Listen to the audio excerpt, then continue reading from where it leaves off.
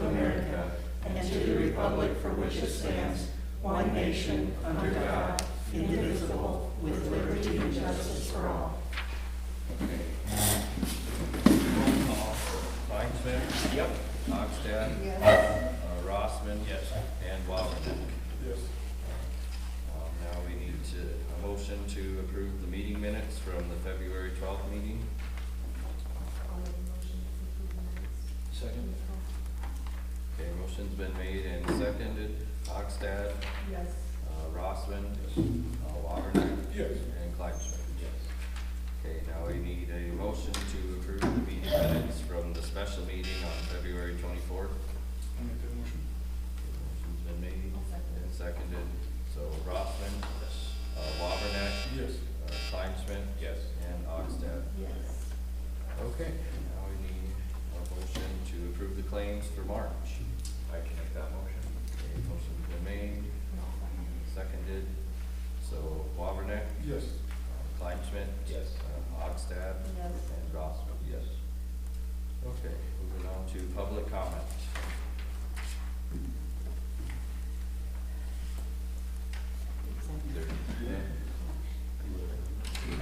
Yeah, take it. You want Mike? Or can you talk loud enough? You want Mike? You want to talk loud enough? We're seeking approval for the North Park grass field, we call it right now, to install an outfield fence to complete the field, basically. The fence, we're looking at 175-foot distance would give us roughly 10 feet from the existing horseshoe pit in the corner, a gap in between there, and other than that, we're just wanting to install the fence to complete the field and separate the jungle gym area, playground area from an actual field for tournaments, games, whatever. So, other than that, Is this a permanent fence? a permanent chain link fence, just like the existing fields we have there, Okay. 4 foot tall. And it's just the outfield arc, not the side fences, Okay. just the outfield arc, so it'd be somewhat open yet, basically foul pole to foul pole on a normal field. So this was discussed, I'm not sure that you and I were on the board yet. This was discussed at one of the earlier meetings. Scott Morrison had presented this when the field had been just talked about. I had asked Ben to come tonight to give everybody an update of where we're at with this. I mean, we can't motion or do anything with it yet. We'll put them on the agenda for next month. Okay. I think that original was supposed to be a removable fence. Yeah, that's what we had talked about last year. Okay. But, do you have it marked out about from where to where, so that a person could kind of go down there and eyeball it? No, but I can easily put a flag in. Yeah, that'd be fine.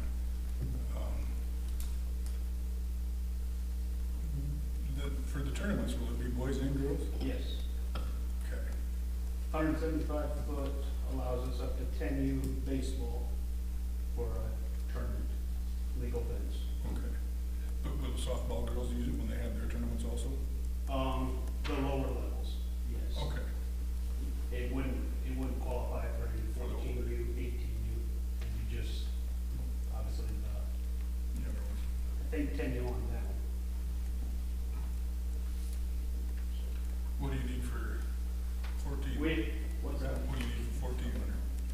I think 200 foot, Do you have the extra 25 or not? not right now. No. The horseshoe pit and a couple of them trees are definitely within the boundary.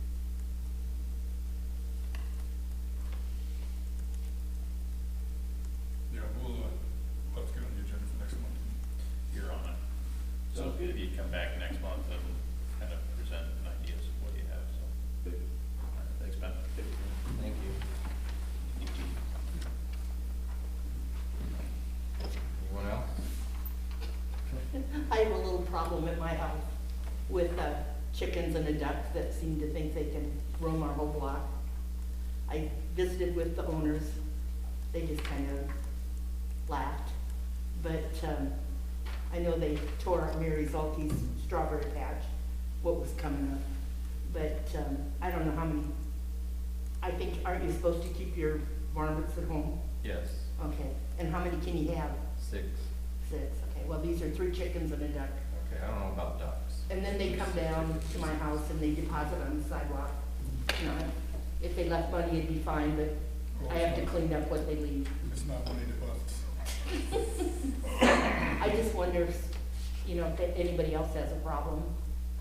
You know, because I know they go to everybody's house on our block. I've seen them everywhere. So, I just, Well, the chickens on the west side tore up everything I planted on the west side. they're your chickens, right? No, Oh, they're not your chickens. Not even your chickens. they're too fast for the mower and the golf cart. But I just wondered if something could be done about it. They're pretty. I have to say that, but Tasty. Yeah, tasty. Prettier when they're on their side of the fence. yeah, if they'd stay home and deposit at their own house, that'd be fun. Sure, they're supposed to be contained somehow. Yeah, in a coop yeah. or something. It's the Langy house up here, and I think they're supposed to be in the garage back there, but, you know, I wouldn't wanna be in there either. I'd wanna be out and about if I were. I don't, you know, this winter it hasn't been too bad, but this summer, I'm afraid I don't want them, I don't want them up my place all the time. Which house? The first, you know where Sarah Higgins lives? Okay, I know which one you mean. Okay, the first house to the south. So these are on, the chickens and stuff are on the park too sometimes. or- Well, I haven't actually seen them in the park, but, Okay. and then the other day I asked somebody to pick up their dog manure in the park because they left their dogs out to run in the park. And I said, did you pick up their droppings? And she just kind of looked at me and I said, well, our kids play over there. I said, but she just packed up her dogs and left. But I don't know if there's some kind of signage or something we could, you know, put up or, Something for that. Yeah. I'm sure my name went from Vicky to bitch, but I didn't really care. Does it say in our ordinance what we do with chickens out? Yes. And the code enforcer has actually visited this place several times. There is a pen, but he does believe that it's got some kind of hole that they're getting through. So he found wire and he's gonna take it over there and repair it so they stay in. Okay. So, we'll take care of the chicken problem. Well, I just, Yeah. before people start putting their gardens in, then they start tearing them out. It's not fair to those people. Yep. Take care of Mr. Zavadil's chicken problem too. No? No? The Zavados take care of it. Oh, perfect. You ever hear that? Where are them chickens coming from? Oh, slingshot. I John's. got offered an air gun the other day and I said Where I'd them get chickens everything come but the from? chicken stuff. From the Sprockles property. Oh, God, there's a bunch there, more than 6.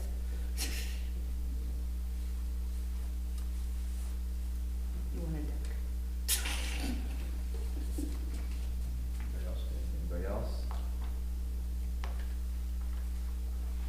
All right, moving on to our Cedar Knox Rural Water Project user agreement.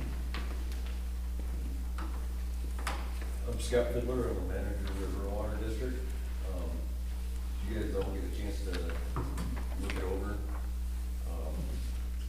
You can run through it real quick if you like. You know, essentially, first page is just, you know, the two parties, the point of delivery, the, I don't know if you guys are familiar, the main meter is up by Stephens up there, outside town, on the highway there. Rural Water District is in charge of the maintenance of the meter. It's our responsibility to replace it. There's some language about meter inaccuracy. If Crofton thinks it's off, we can ship it off and have it tested or vice versa.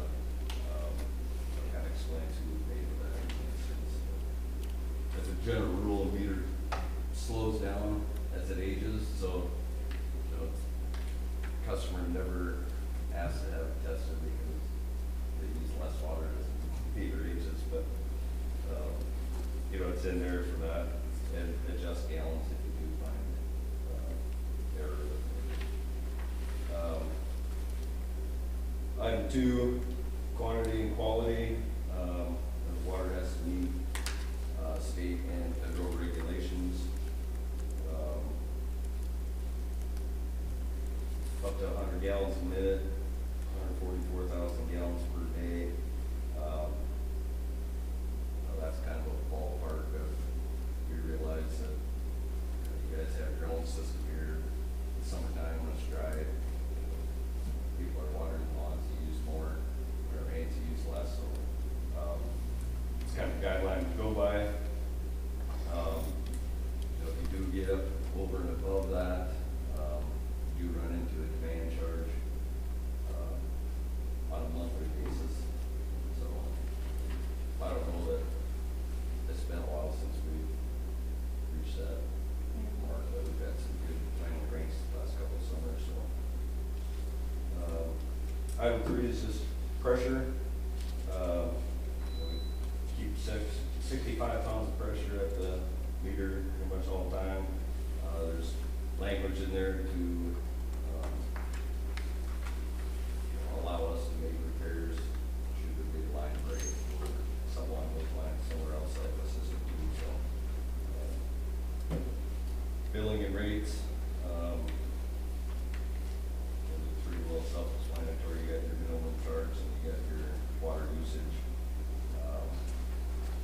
Crofton will, if we raise rates, we'll never raise Crofton rates any more than existing customers. Everybody gets treated fairly that way. 5 is the only change compared to the last contract. We're looking for a term of 25 years. The last one was only 10. In the process of the $30 million project to upgrade our system and get a new source of water, so we're looking for a longer term agreement there. 6, permits and certificates, licenses. We have our water system, you guys have your water system, so it's just agreed that each party has their own licensed individuals to operate their systems. 7, assignments. You know, should you need a load or something, you can use this as an assignment. Get that loan. 8 annual meetings. It says, should you have anything you need to discuss at any time, always happy to meet with them. When was the last time that meter would have been changed or serviced? That would have been probably 5 or 6 years ago. I've been coming up on 8 years with the district, and it was within the first couple of years. Thank you. Do you ever see them meters going bad? Yeah, I mean, it's like any other part, it's got moving parts, and they just wear out. They'll stop working. What's your guesstimation of what it would cost to get that tested? You know, I've never taken one out and tested it. Generally, when you question it, it's been in long enough that, you know, you're just better off just replacing it. You know, if it's been in there long enough, you know there's gonna be some wear and tear on it, and just replace it with a new one and make sure you got something accurate.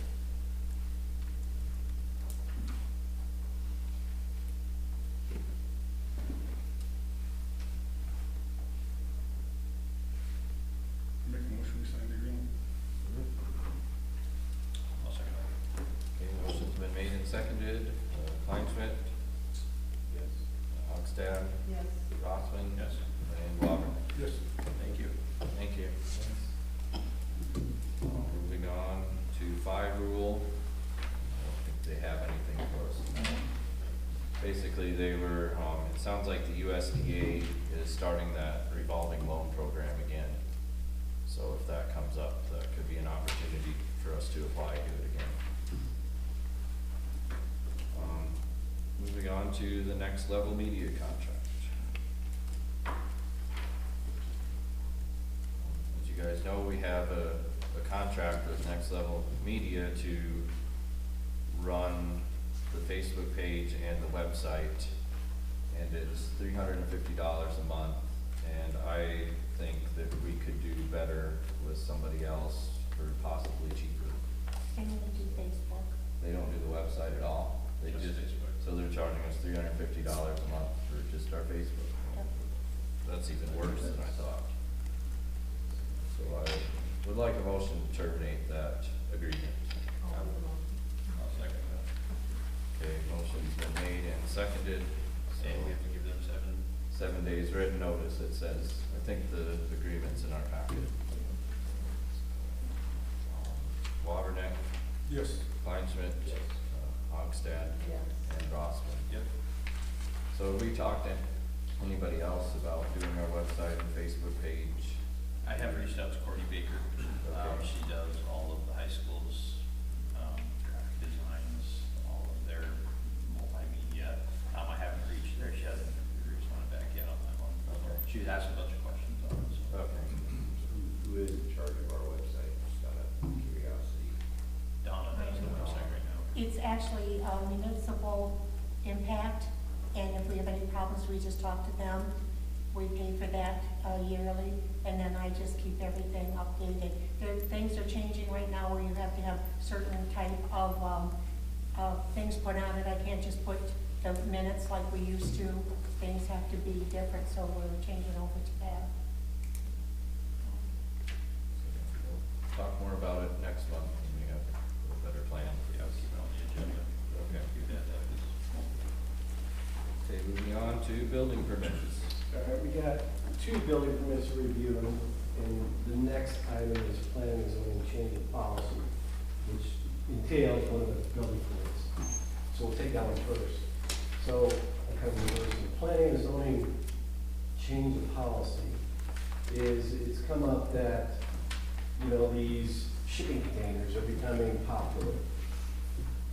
There's a few around town already. There's one behind the Haymarket. There's one over by Weaver Houses, place up in my house. Alex has 2. There's one at Stephens. There's one at Alex's property on 121. And I've heard about other communities having to confront this also. So we thought, well, let's confront it. And Dale put an application.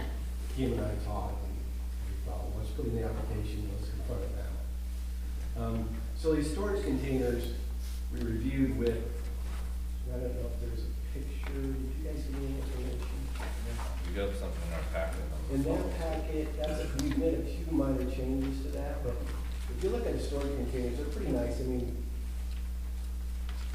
they're cost efficient, and they're durable, and they're kind of airtight, and we see that there's a lot of benefit to that.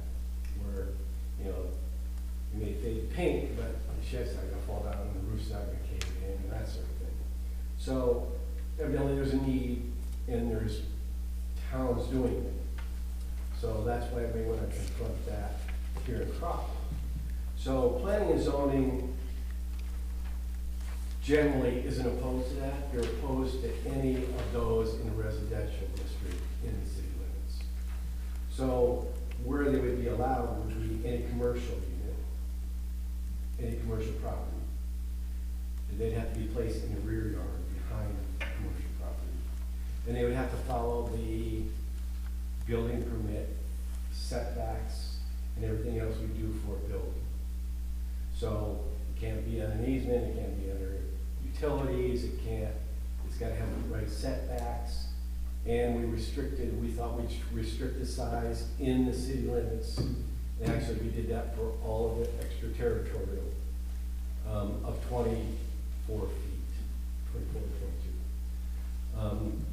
Weeva houses have a 40-footer, which doesn't seem that big when you have a big piece of property. But we thought, let's leave it that as a variance. So if somebody wants a 40-footer outside the city limits, it would have to be required to get a variance. So if they wanted a storage container, they'd have to get a building permit and go through the same process. And they would have to follow those. If they deterred from any of that building permit, they would have to get a variance. And it could all be signed off by you guys. So we have two things. One is we would change basically our policy, because there's not, I don't think we need to make an amendment to the ordinances yet. We're just gonna say, we agree, these are allowed in these areas. And the areas that they would be allowed in would be general commercial, downtown commercial, industrial, highway commercial, like the gas station up there in the corner, that sort of thing. Low density residential, light commercial, which we made for like houses. So it'd be out of the city limits, there's no districts in the city limits for that. And, you know, again, they have to be behind and that sort of thing. They also would have to comply with, somebody can't go and get, 30 of these things and put them in their backyard, because there is a requirement that accessory buildings can't exceed so much of the property. I think it's 15%. So it's not like somebody in downtown commercial could get like 6 of these and put them along. And because most of their property is already covered with buildings. And it also transitional ag, which would be anybody outside the city limits that's not a residential or a business district, like a park, like a tramp or something. They can also get them. As long as it's placed behind where you see it. And of course, the permit would come through, so we make sure it's all placed right. Utilities would also sign off on it, so they're not placing in the utilities area.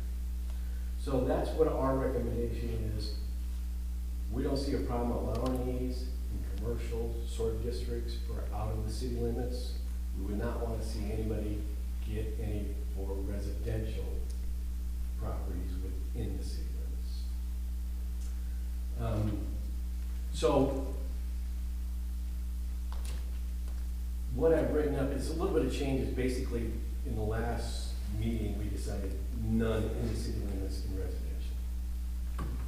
That's kind of the only change I've made to those. So first, we'd like to get the council's recommendation on whether or not we should allow these at all. And we would say planning and zoning, it's probably gonna happen, whether we say it can't or not. But I think if we put these restrictions, it's a good starting point. And maybe, these things will go away after a while, and they won't be that popular. But they're pretty inexpensive. I mean, what do they cost? Well, the one I would be placing behind the shop, number one, I think it's important to pay attention to the color of them.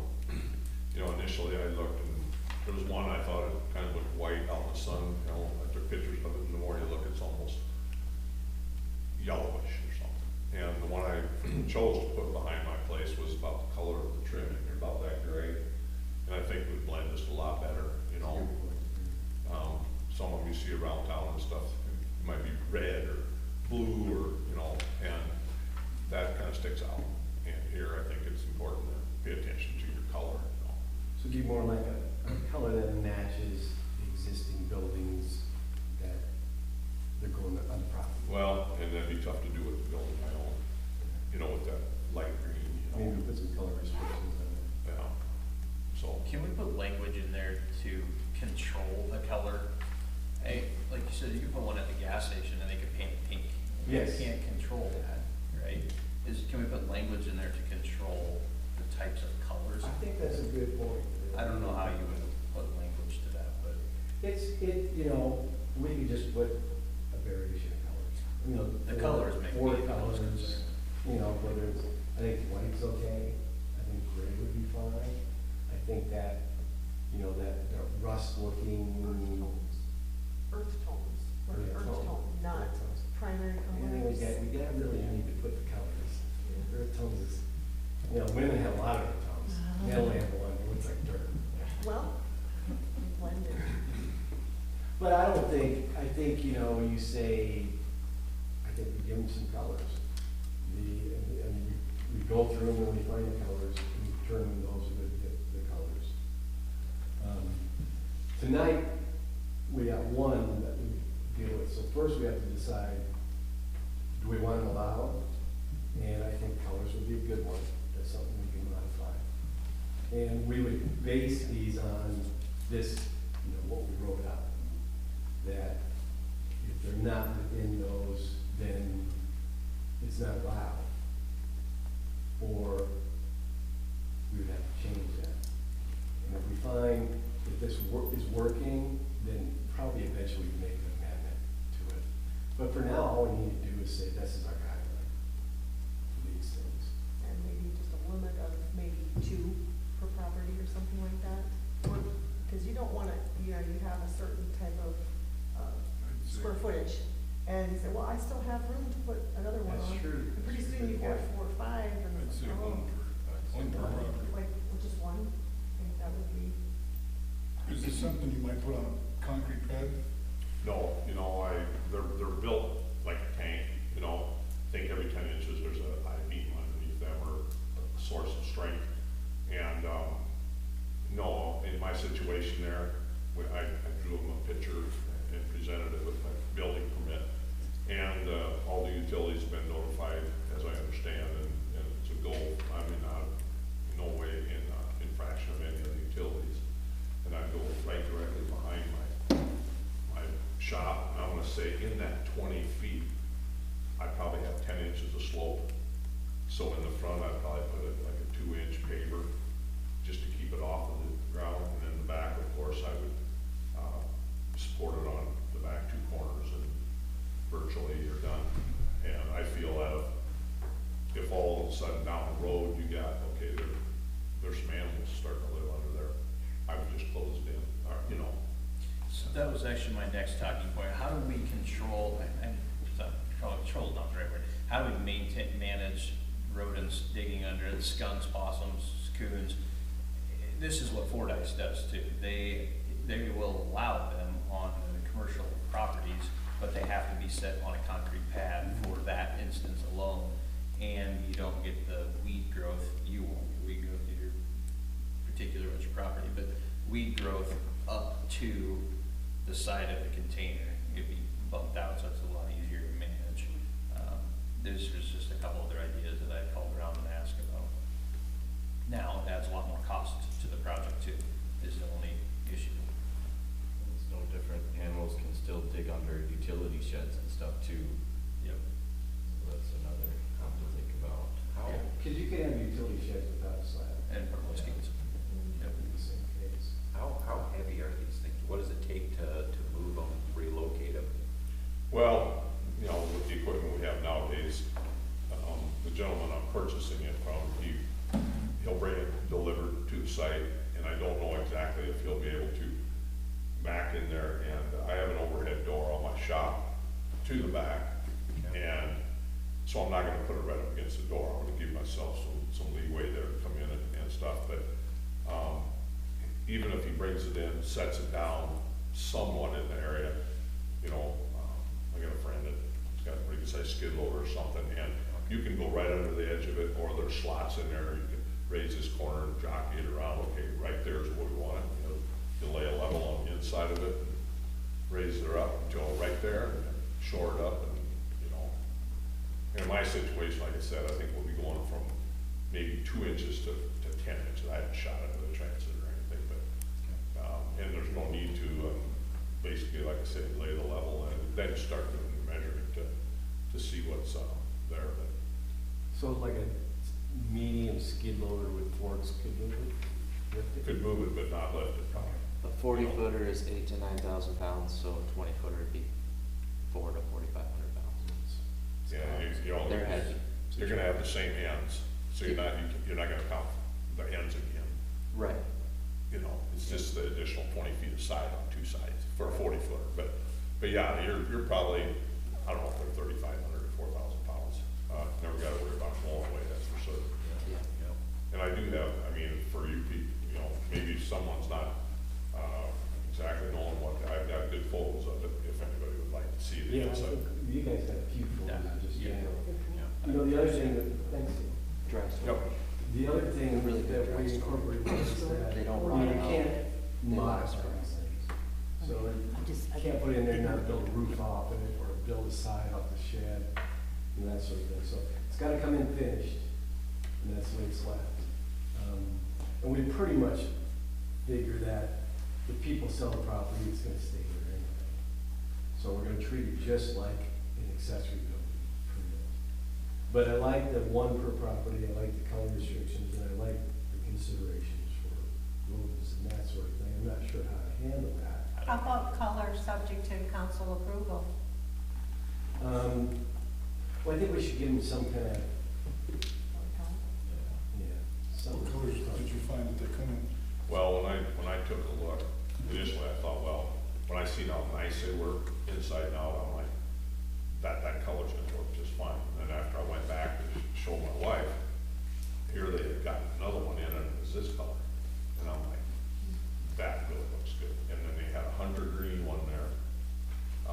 You just don't see a white one, you know, you just, but I think even the cream color one or like the gray, maybe not so much the green, you know, but them other ones are soft. I mean, So if it starts flaking paint in 2-3 years, I honestly feel what I know about them, my nephew's had one for 15 years now. They're bulletproof. I think, you know, never's a long time, but I don't think you'll ever see them, maybe some fade, but I don't think it'll ever peel. And, you know, you were asking what I I'd think, like to that's, see something in there about, because a few of them that I've seen, you know, are 2 or 3 different colors. Yeah, So- so I'd like to there some blue If- ones and things like that. Burnt red or that color. Maybe I mean, rust, yeah, rust. If they're willing to repaint them, if they get a strange colored one, repaint them, you know, that'd be something to think about too, but, you know, they're gonna have to be held with their feet to the well, fire. I think that just goes back to what Donna said.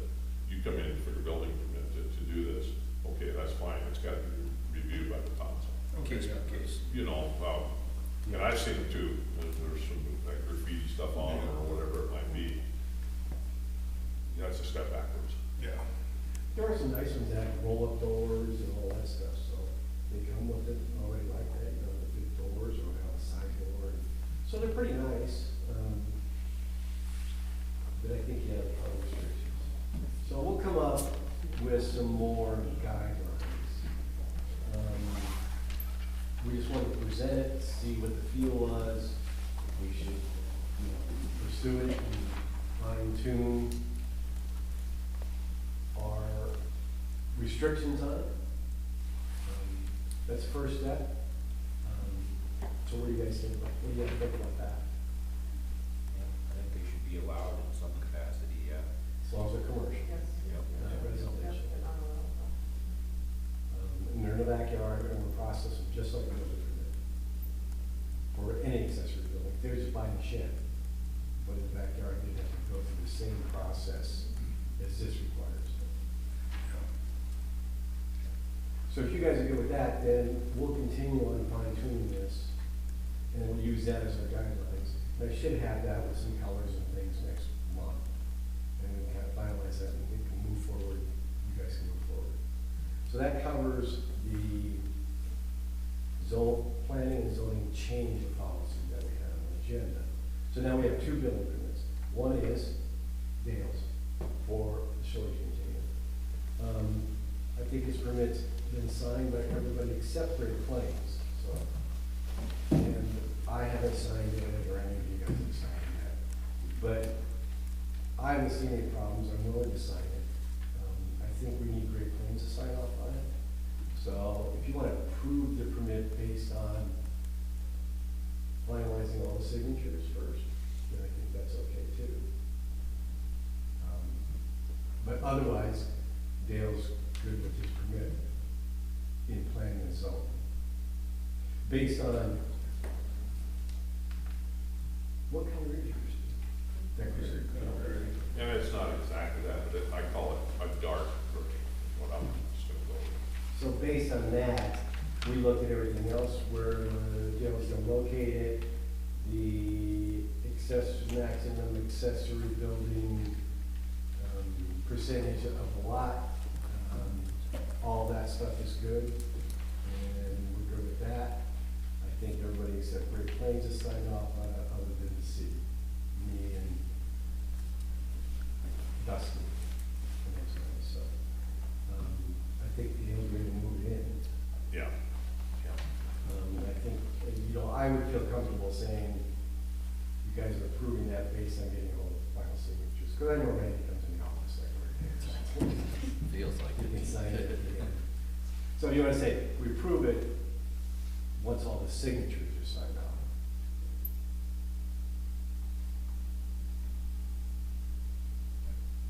We can make a motion for that? Yeah. Okay, I'll make that motion. I'll second. Okay, motion's been made and seconded. Crofton, Yes.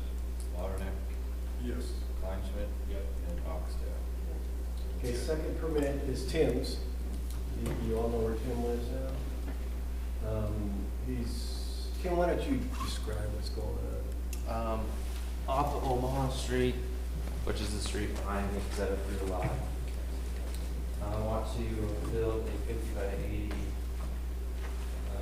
shed, just to do light mechanic work, hobby work, and have room to put a camper in there and everything. So I'm needing a variance for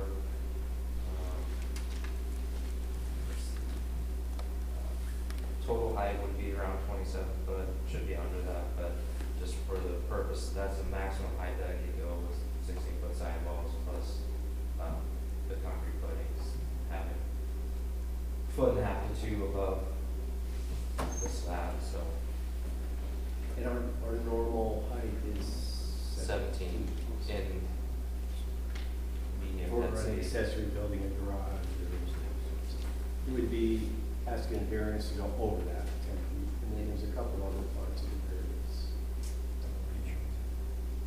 Is it poured floors? But, You got poured floors in? yeah. Yeah, this is gonna be stick-built structure, it's not a bullshit. It's gonna have concrete foundation with stick-built on top of it. The building will be over 1,100 square feet. but- Which is the limit for an accessory building. But the size is not over 15% of my total lot coverage. And I don't have a 40% of total lot coverage with that, even though we're gonna remove the other two, well, it's like 3, 4, garage and other buildings, so the percentage is gonna go down after this gets, if it gets approved. And also residential steel siding. Planning on doing the wainscoting, which is different colors. If we have to do something different than that, we're open with changing the front side that faces Omaha Street, so that way it wouldn't be an eyesore to the neighbor right across the street if that's something that we need to happen. But in our area now, we already have 5. I mean, there's a Quonset visible. That's the thing down there, that was good. Bosman's shop he's putting up too. Larry's is right next door, we share the same driveway, and then Wes Peterson's house, they have a big open shop there. I think you included some pictures of different buildings Yeah. in the variance, we have those. And I think there's 2 sets of variances.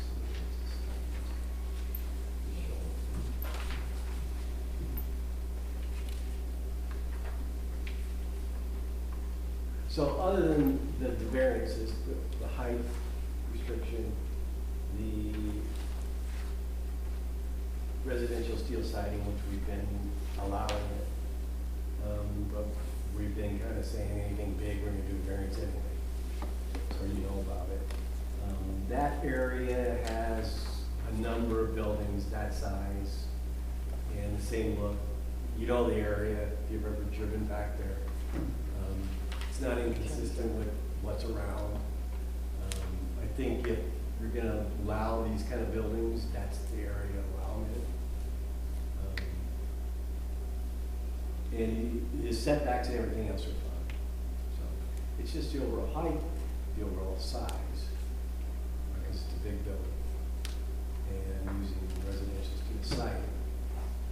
And height is mostly for an automotive lift and put a camper in there, keeps it out of sight, a lot easier. I think.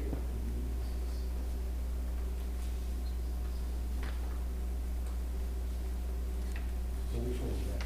That's Peterson's, and that's How 24, how tall is it gonna be compared to this one? That's 24, 25 feet roughly. So, And then Heights is, what Heights is?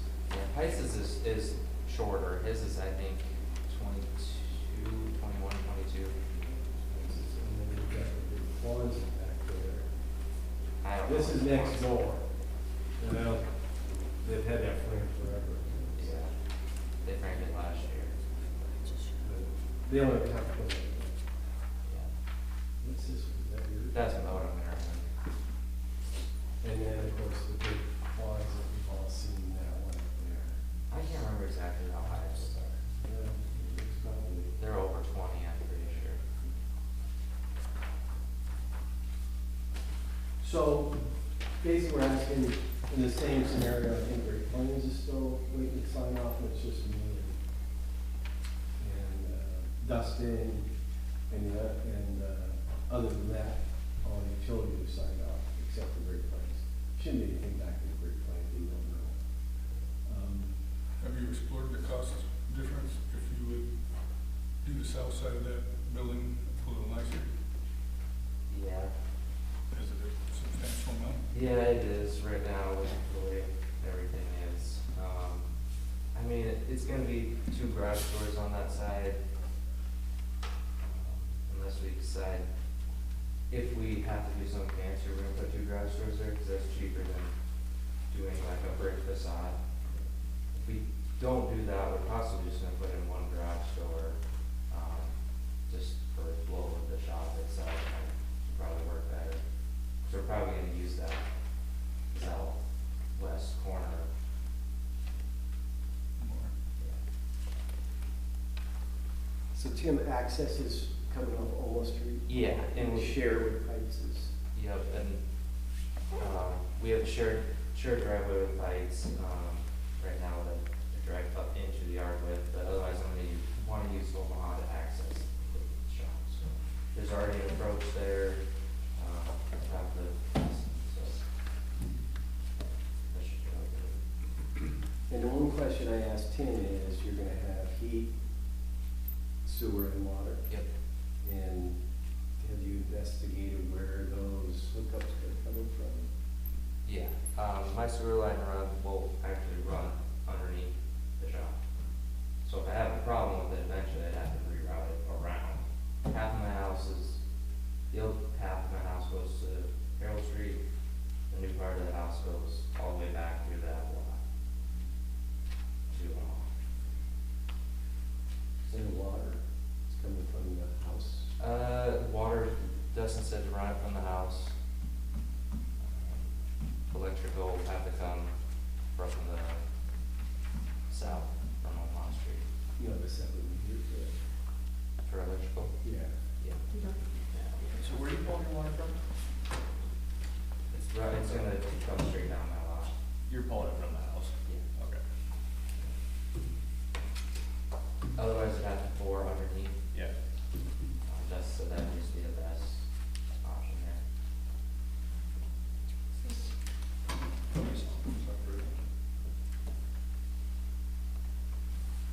So we're asking for a motion to approve this building permit with the variance. So we approve the variance and the building permit.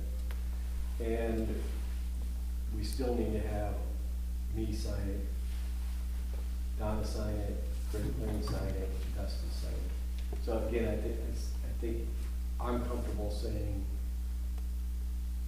it's approved for now, but until the signatures are all done, this council doesn't sign on it. In other words, we don't have to wait till April to review it again.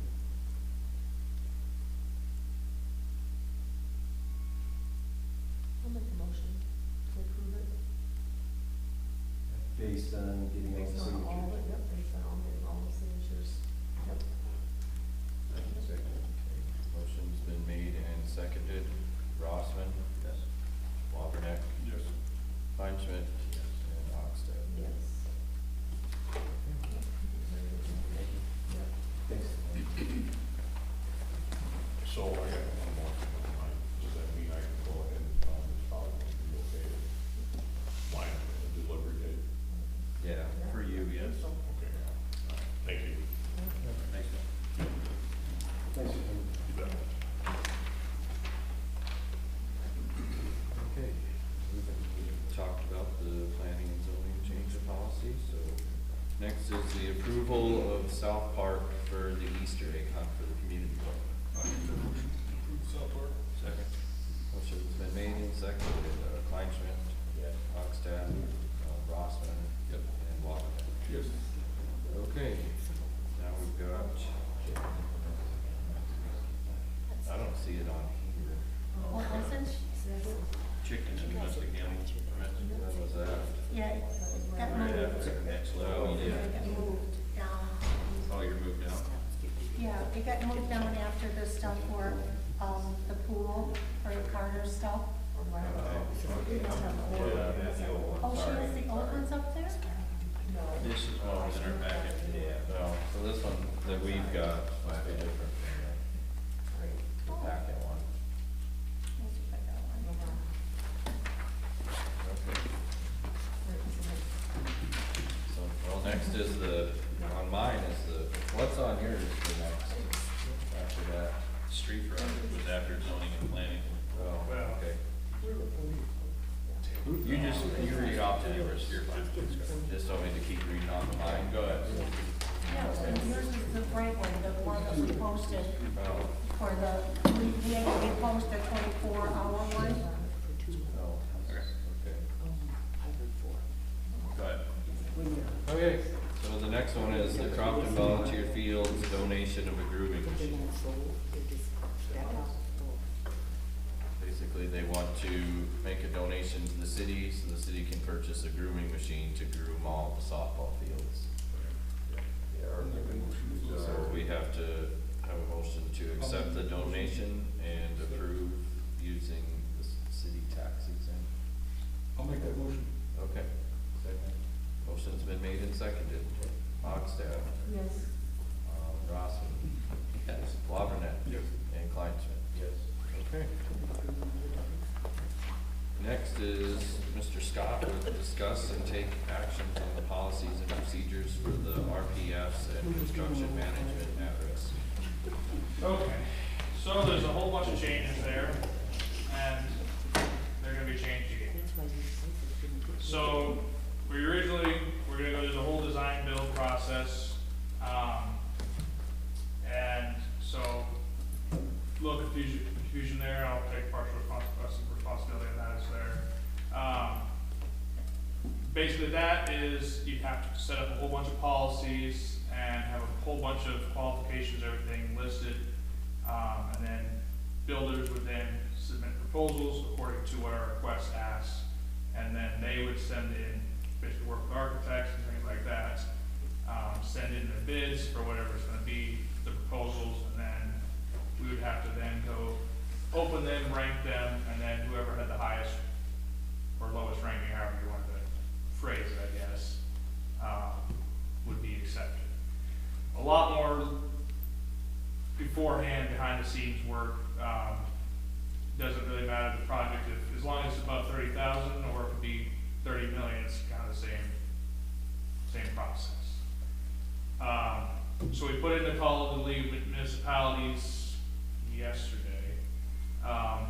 They're gonna basically ask them and seeing if we could just do a simple design, or just a simple bid process to avoid this whole process.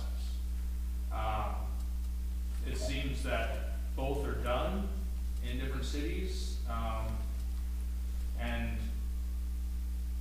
the law, to me, is very, a little unclear on whether, which one is appropriate or not, and so that's where I'm wanting sort of a Nebraska city municipality answer on if we can do kind of a shortcutted route, for it. And if that's the case, then we just need to do a simple advertisement in the paper, have our qualifications, and it kind of moves forward. If not, otherwise, then we have to work with an engineer, get everything, get the contract and everything, and then we're talking 200-300 pages worth of stuff to go through. Another 60,000. Well, not that much. So that, basically the next, I don't know if you want to say 6 of them, I'd say the best thing, course of action here is is to table it, kind of waiting on the League of Municipalities to get back to us on if we have to go through with this whole thing, or we can kind of do a shortcut route to it. So, had you change it, Donna, and then I pulled the road, so sorry. Would it be possible to make a motion that if we could do the short term and just go ahead and advertise the bid, could they make a motion accepting that? And then if you get the okay from them, it could get a bid out right away? I'd rather have a special meeting. Yeah, they'll have to have a special meeting, because they'll have to kind of review the qualifications, which they're done, I mean, Can there's. you send those qualifications to us so we can review those? Yes, So we I can send it, capitalize because on there, I mean, there's basically state statute required, maximum amounts allowed. But you can kind of play with them any direction you want to favor certain characteristics. Like I think offhand there, the resources of the contractor, the time they have available, like the quality of work, like the legality of their work, like other factors the city puts on them. And there's one other one, I can't remember which one it is, but each of them have different ranking abilities, and like I know for sure the one that the city can place outside factors is 20% is the most that you can have. But Say that one more time. so I know for sure that percentage of what like the city has as outside influence factors, the most you can put on it is 20% of the total points. So if there's 100 points, you have 20 allocated to something like using local contractors or something like that. So I can get you, we'll send you those over, and we'll have them review, and we'll have them advertise and stuff all ready if that's the route to go. That'll be much quicker route, put it that way. So nothing with that other than tabling it until we get kind of an answer. Consider it tabled. Yeah. But while you're up there, are we done with all them? Yeah. Walter House? The Walter House, so, just Yeah, while you're here, we can do that, yeah. so I kind of took a look through all the code, the ordinances and everything like that.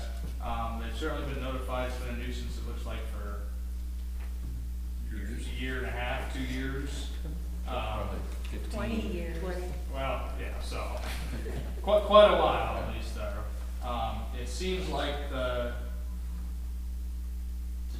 person who's passed away, the grandkids kind of want nothing to do with it. It seems from that end, it's really tied up. Basically, there's no real, I should say, in the city's ordinances, there is nothing past nuisance abatement really in there, saying what you can or can't do, so then you kind of have to go to the state statutes. Anything that's a nuisance, as long as it's declared a nuisance in a public, like housing, unfit house, you are allowed to abate and do whatever you need to rectify the situation. So I don't know if it's never been officially declared that, or if you have like a health board or anything that can make that sort of determination, or you basically just pass you could either do one, have something like a fire marshal or something say it's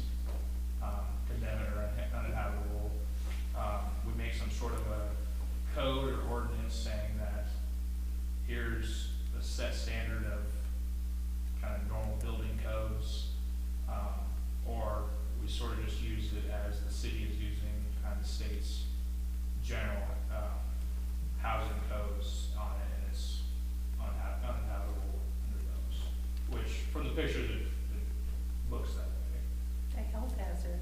Has anybody went inside of it? David went in. Yeah, we got Is that pictures, your- yeah. Okay, that's. Do you wanna that's see my 'em? I got 'em at Well, that's my home. concern, to make sure that it is. Oh, yeah, there's I believe pictures. I believe you, but, you know, you have to have proof. Something. Yeah, and, I mean, I get it. 'Cause last in a sense, there's, yeah, you definitely have to prove, and definitely need to, you know, dot the i's, cross the t's, but, and on the other hand is, if no one wants the property now, the recourse someone would have is, they'd have to try to say it wasn't, and, So if we can follow the state statutes, Nebraska state statutes of livable residencies, what's our next step? Because it's not livable. yeah, so basically, It's it's already already declared been, it a nuisance. yeah, it's already been a nuisance, so, you can go about abating the property, and with abating the property, like I said, you can tear it down, you can do all that, and then you'd file a lien on the property against the property. Which I should say, before that happened, you have to make sure that your nuisance statutes are recorded with this county, just so that, again, that's sort of a cross the T kind of thing there. And we but do have a lien on it now. yeah, for $1,200, I believe, Right, right? and then we'll have to put the demolition cost on. Yeah, and so then it kind of becomes two different, avenues there. You can either, A, put a special assessment against it and levy it, and kind of either go one, through a tax sale, or two, through, like a special assessment foreclosure, or option two would be to do like civil foreclosure. And my, at least, experience is your civil route is not very fortuitous, and it's kind of sort of a cumbersome approach, and it doesn't get very, it doesn't accomplish things very quickly, I'll put it that way. But you could certainly tear the property down and attach a lien, either way, the special assessment or the tax sale. No one would own the property clear outright within 2 years of the sale. I believe the tax sale is 9 months after the two-year deadline from the sale. I think the special assessment levy,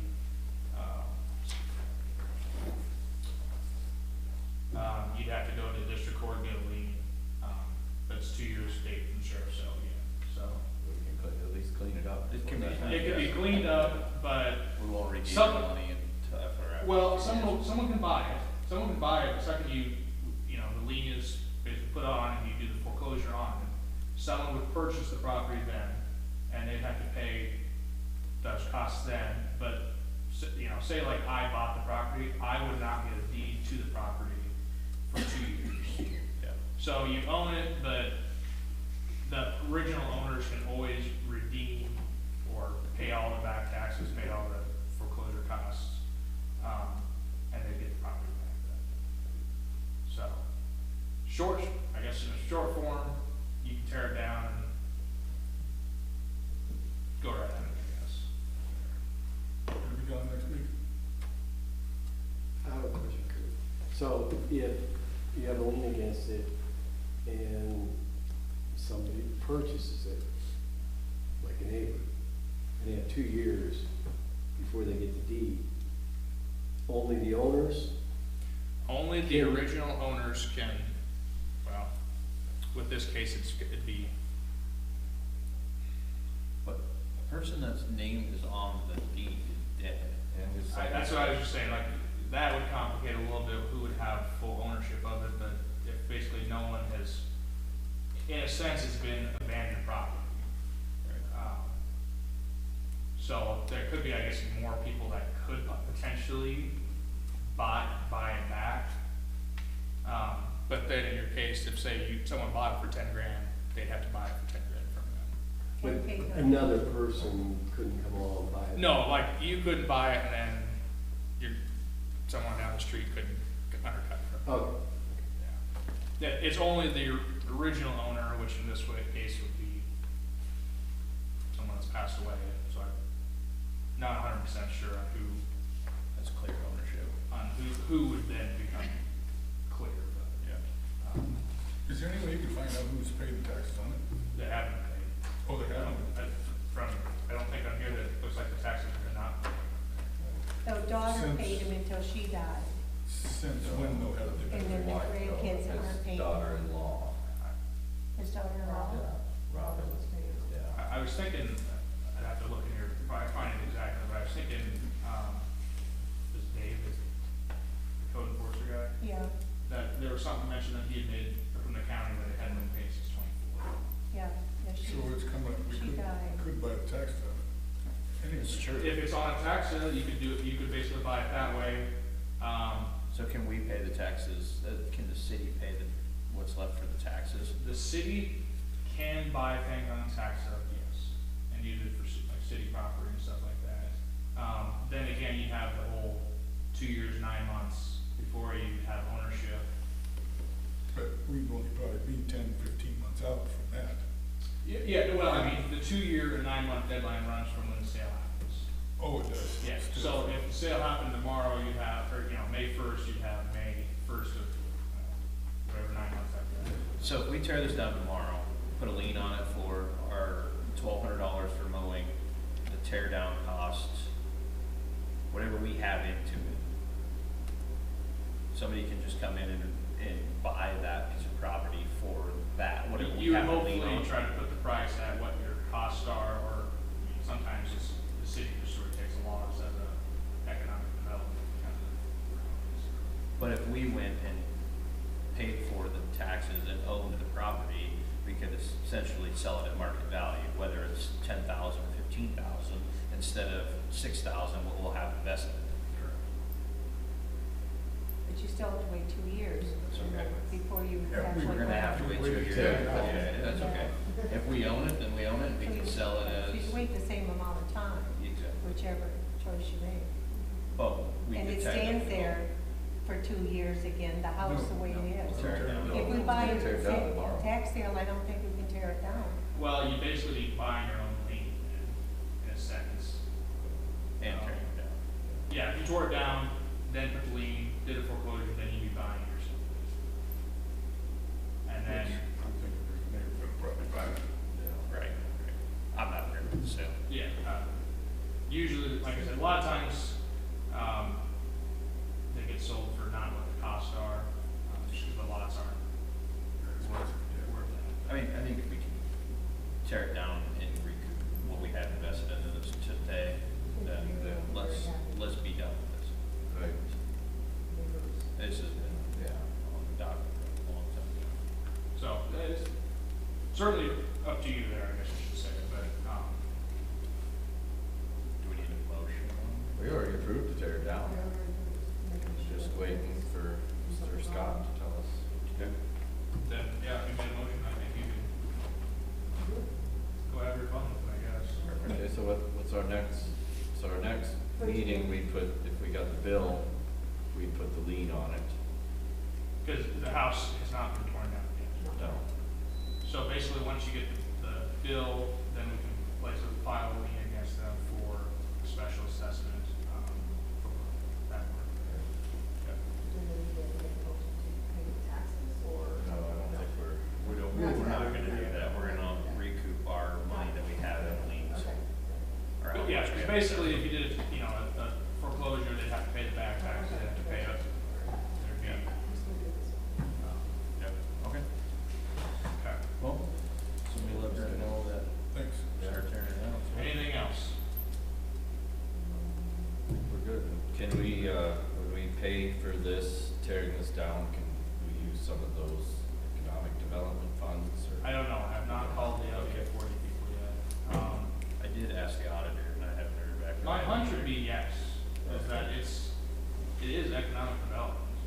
So since you're also here, economic development, can we talk about that or not? What? Well, I guess it falls into the streets. Yeah, it will when we get to that. Could we talk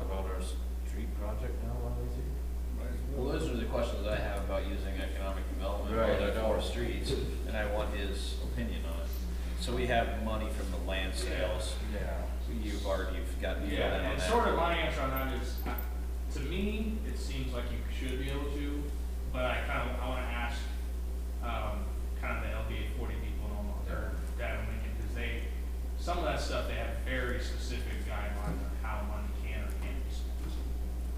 To me, that would be economic development. Right. We'll have the answers by the April meeting, I think, Yeah. we talked about. Because the auditor did say that you can use that LB 840 money for improvements of streets in front of business districts or businesses. Do you consider St. Rose Catholic School a business? Yeah, we're gonna look into it. Yeah, By definition, it's not, I guess. no, but, you know, the same thing, I saw something where some people use their LB 840 money to improve schools or something. But I just wanna be clear, we're not using the LB 840 money that got taxed for people to do street stuff. It's that the city sold land out north of town that they had purchased with economic development money. And that land sale money that we made off of it has to go back into economic development. 150,000 or so out of the 200,000. The other 50,000, since the city had transferred money from infrastructure to economic development to purchase the land, that the auditor says that 50,000 has to go back to infrastructure because it was technically a loan. So we're not talking about, you know, spending the money that we're taxed people for economic development on the streets. It would come from that land sale.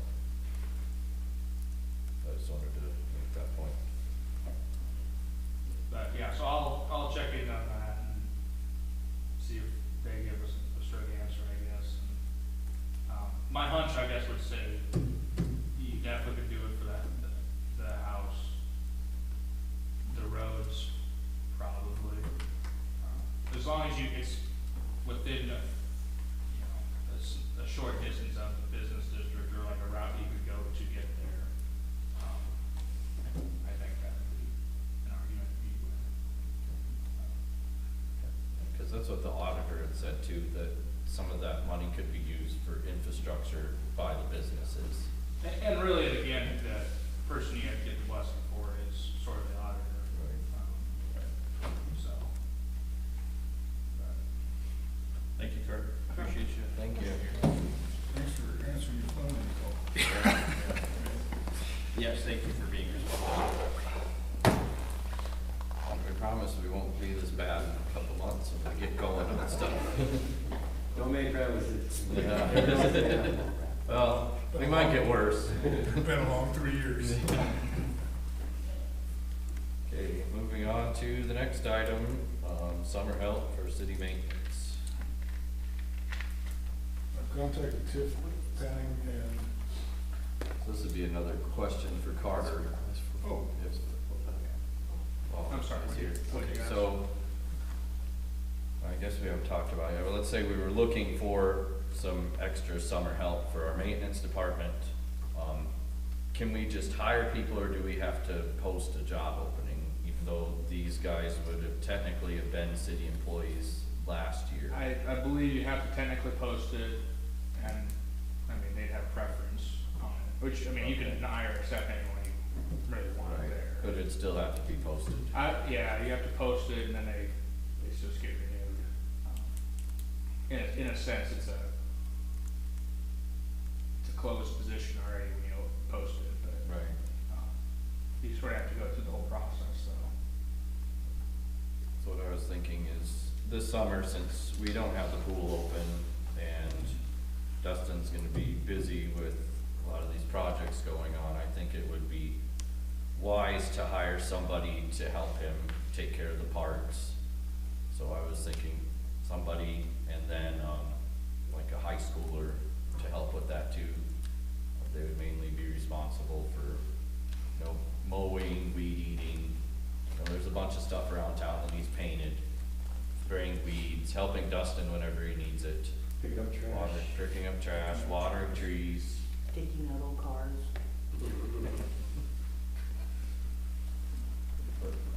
Is there an age requirement? Can they be 16 years old and have a mower? Insurance companies. I say it's more up to your insurance.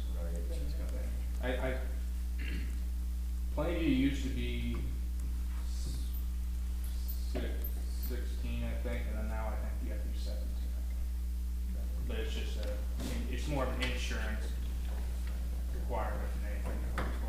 Driving Yeah, it's just sort of the blanket answer is had to be 17 or above. I think it's 16 or 17, but I don't know if they can drive city pickup. Well, when I talked to them, it sounded like they could if they had a driver's license. But the problem was if they were driving a mower on, they can't drive one on the streets or anything to move from site to site until they're 18. Yeah, it sounds So you can stupid. drive a city pickup if you're 16? With the driver's license, the way But it you sounded, can't we'll have drive to a double lawnmower? confirm. But you can drive a lawnmower in the parks and stuff. But you can't drive the lawnmower on the street to move from one park to the other park. Can you put it in a trailer? You mean if you're under You 16? probably could, yeah, I don't know, I didn't ask that many questions. They used to If trailer. you're under 16, I don't think you can do either. The kids used to trailer a mower. Okay, so that's probably, Your work. we've got a trailer pickup, so I mean, yeah, that's, Okay. we'd have to check into that with the insurance. So I don't know if you want to make a motion to open these two positions, they would work the maximum hours without paying them benefits. And then, yeah, I'll make that motion. I'll second Okay, motion's been made and seconded, Rossman. that. Yes. Waterman. Yes. Kleinschmidt. Yes. And Augstad. Okay. Then we will take applications until the April meeting. Okay, next item on the agenda, funeral time for employees. Currently, the city does not give city employees, full-time ones, or anybody really, any paid days to go to funerals for their immediate family. A lot of other businesses and towns give 3, I think. So I would think that it would be good to consider that for our city employees as well. What do we have for like vacation and sick? Just out of curiosity, how many days do we have for? We get, 10 days of sick time and 10 days of vacation every year anniversary. Does it carry over? Is there a maximum that you can? Yeah, there is a max as to how much you can have, and if, the person leaves, then they get paid part of that for vacation and sick time. I don't know what other companies do for vacation and sick time as well. Maybe it's built into that. We move it around. Bereavement was really separate, at least where I Right. was worked. I don't think 3 days is bad. No, right. Hopefully never at all. Right, exactly. Well, there's 3 days enough. I don't know, Ours is built into our PTO, so I don't know, we don't get bereavement either. I don't need very much, mine's my vacation. So, But I'm not saying that we should. I'm not saying either, but, yeah. I'm okay with it, I just don't know how many days is, I don't know anything about it. yeah, I don't either. I would say 3 days What do you bereavement, think? and after that, you could use. I don't have the sort of policy in my office.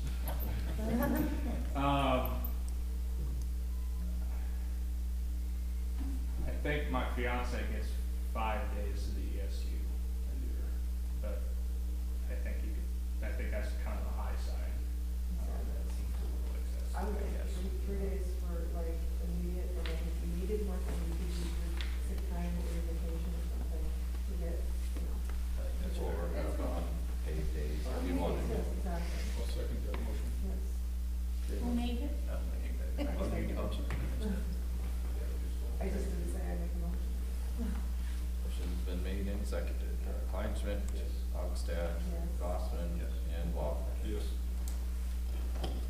Okay, so moving on to chicken and domestic animal permits.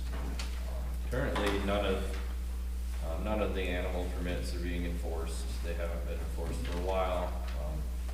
If you're in city limits, you can have up to 6 chickens, no roosters. Some people have roosters, and there's one person I think has a pig. And, you know, technically, if you had a pasture in city limits, you'd have to come to the city council every year to get a permit to put your cows in your pasture. Conditional use permit. Conditional use permit every year. But that's For like horses. animals must not be pets, it must be considered pets and not used for profit.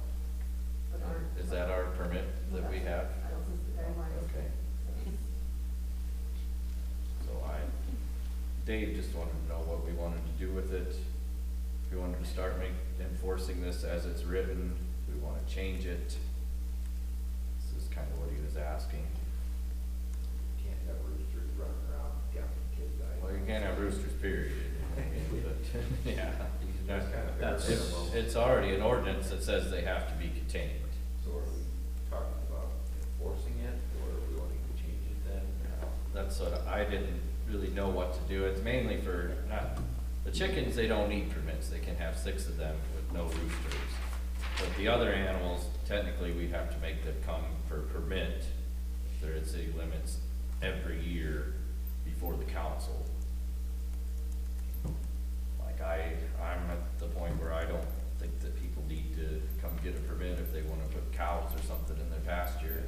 I also don't like the pig in the backyard, I mean, just, so I don't know. You're talking about the people that have Wiggers homes, I think because they so. used to have pigs back in the 70s.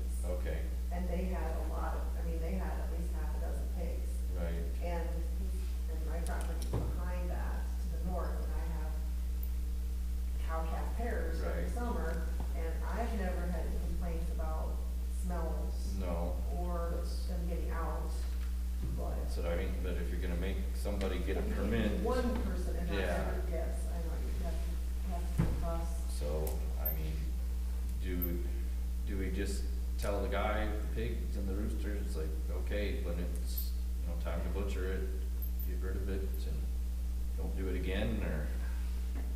And Dave has gotten rid of roosters. He has had complaints on roosters, and Yeah, 'cause they. that's how I found out about the pig, because then he was telling each, They're telling each Well, other. I think you should probably just tell the guy with the pig that once it goes to slaughter, there's no more pigs having But what if it's his pet? Yeah, that's the problem. That's the problem, because it states right here, the animals must be considered pets and not for profit. But do you slaughter your pets for consumption? This This statement right here can't be true though, because the cow-calf pairs that are in town, they're for profit. right, they're not pets. He was just wanting to know what you want him to do, because our This is ordinance is a you mess. can make changes to, that's what, he got this permit, and you can make changes to it as to what you would like it to be. This was just one that we found that was in here. He just wants to know what I to do. think we cross off number 1 Absolutely. and highlight number 2, Yes. Yeah, I agree with that. and have that be, because of course, everything's gonna be a pet when it comes time to Right. This, roaming cats, everything in town, you know? They're somebody's pets. So take off number 1. I think so. Everybody agree to that? yeah. And highlight number 2. I think it is a case by case scenario.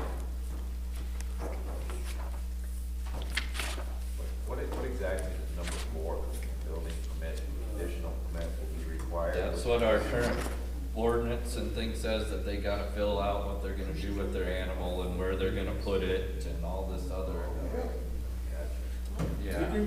We can leave that in there just to scare them, I guess. Yeah, that makes sense now. Now, who's gonna do the animal review? Yeah, that's just, it's, I mean, I mean, are you gonna be able to put these on a computer program so that they pop up every year? Or you Well- could say the permit holder needs to do an annual review and renewal at the next council meeting. It's just like the dog license, I just keep it in a file and go do it at the beginning of the year as to who is up this year and what time. Me too. If I could make a recommendation to make it simpler, I would have all the permits be due one time a year and not chase people all year. Yeah. Sure. So can we table this and look at rewriting our ordinance and Yes. fixing this? I think there needs to be an amendment. Okay. I think we need to talk to person with. Because, you know, part of it is they can get permit and they still do it. Right. So you gotta have a resolution on how to handle it. You know, whether you're gonna cite them twice and then fine them, and then, you know, that sort of thing, so. Have we gotten rid of the roosters in town? On a call-to-call basis, whenever somebody calls and tells them Brewster's keeping them up in the morning, then he goes and makes I them don't get think we rid of need to it, go looking finds for out what the problems other either. neighbors I are don't think we doing. need to look for problems. No. We got enough. It's gonna be really hard to blanket it, because you have the properties by you that have acres.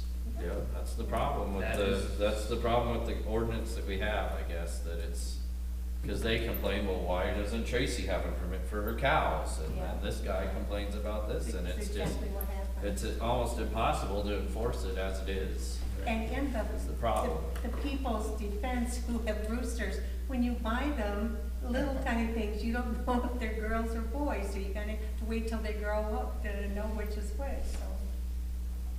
You know, I'd be willing to work with Dave on putting something together. And in the meantime, I think the way to handle it is nuisance. If they're in somebody else's property, they're a nuisance. Right. You know, whether they got a permit or not. And, you know, you can have a nuisance 2 or 3 times and you have to resolve it or you're gonna get fined every day or every month. Yeah. So, Do you hire out? chicken doodles. You know, yeah, it's nice to have, it's kind of an advantage of a small town, but it's not like So these chickens have there isn't farms everywhere that they could probably put them on and they're let. Have they been fined yet? Fine, no, he just keeps going there. Every time he's going there, they're in the pen. He's never seen them out once. But it does have there's a spot he thinks might be getting loose, and so he found some wire. He's actually going to help her fix the hole.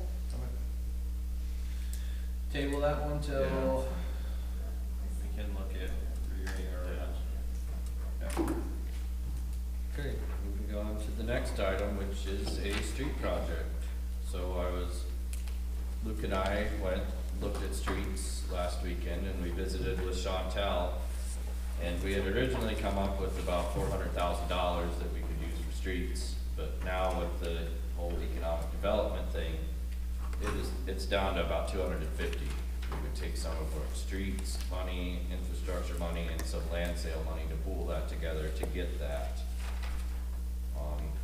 I didn't know what anybody's thoughts are, what they wanted to do to start streets, but what I was thinking was maybe we could resurface Iowa Street out here, starting here at 2nd Street, going up to 4th Street, skipping the next block on the north side of the elementary school, and just chip sealing that one, and then resurfacing it from the 5th Street all the way to the highway, milling off 2 inches and putting 2 inches back on. Bryce had gotten an estimate, was that the whole street, including in front of Caton's? Not Keaton's, just this auditorium all the way to highway. Okay. So that would eliminate that block that you want to chip seal, so it'd be cheaper. Okay, and then we would do like West 6th Street, if we got money. And then we would get estimates for that, and with the rest of the money, we would just start chip sealing everything around town.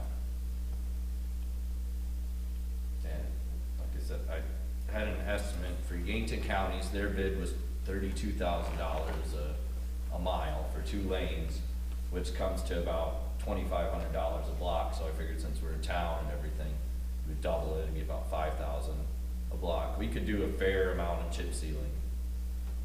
Like if we did this, and then if we can look into the economic development money for the other portion of the land sale, we could chip seal all the streets around the businesses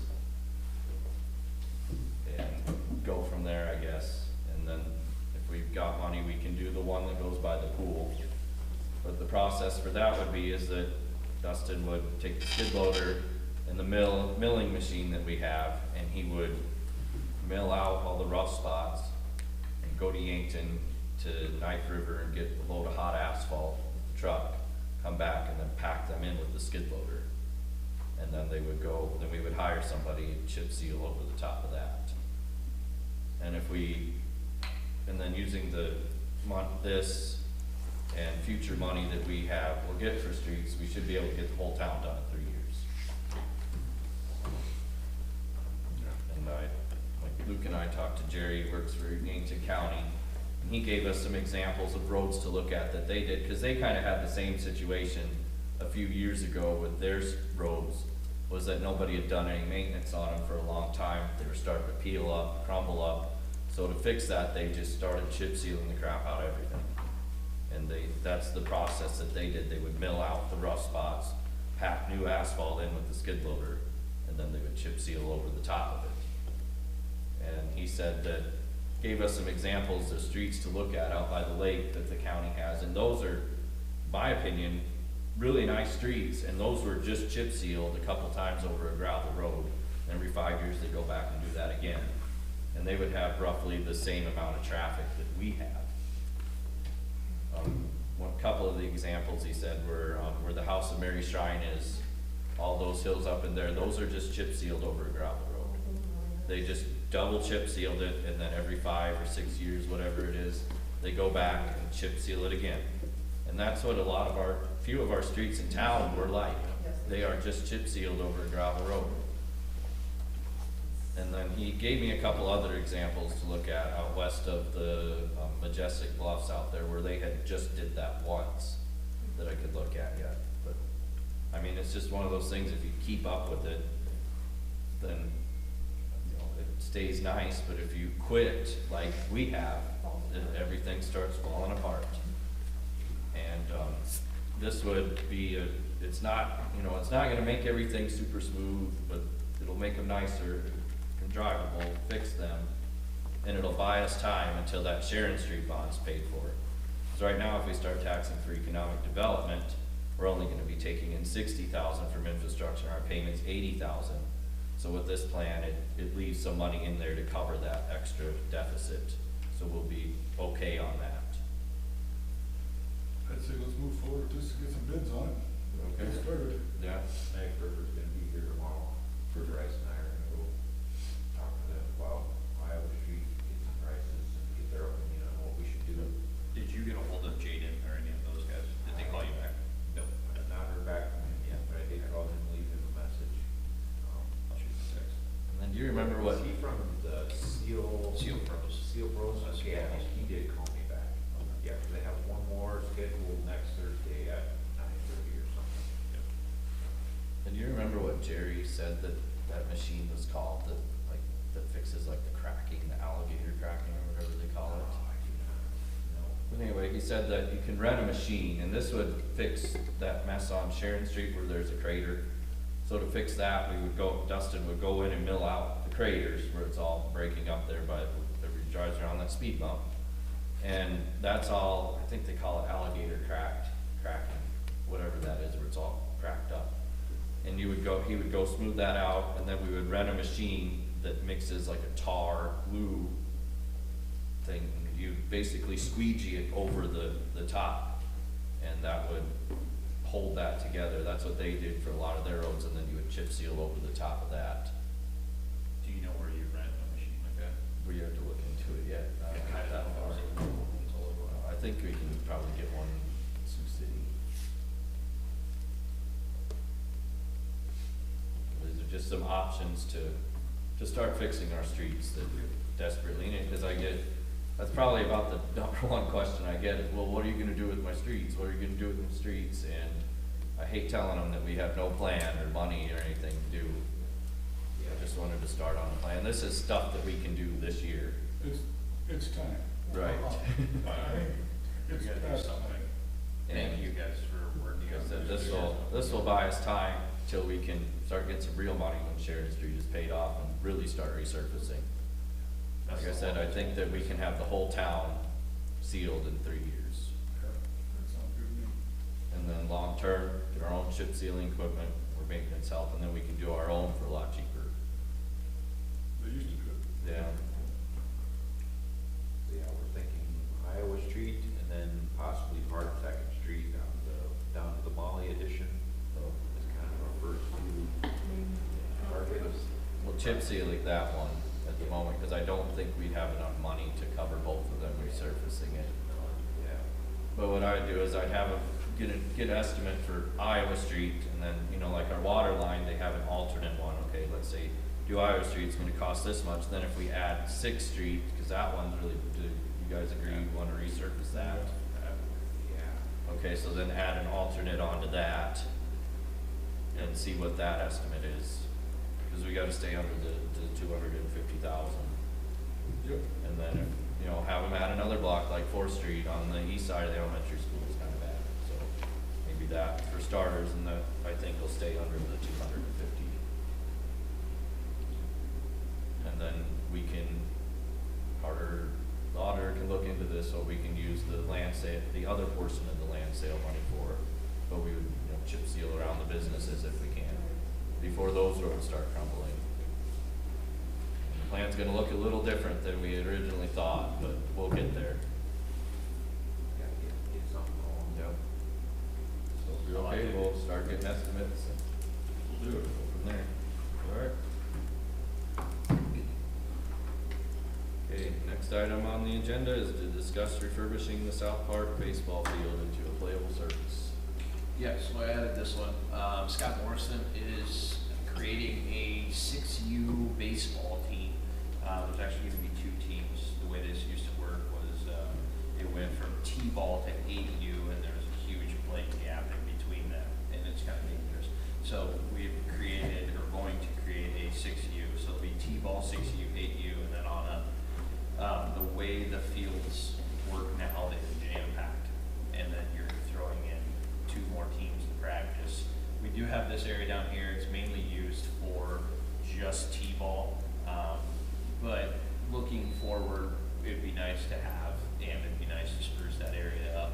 Spoke with Jason quite a bit about it too, since he was so tied in and into the baseball association.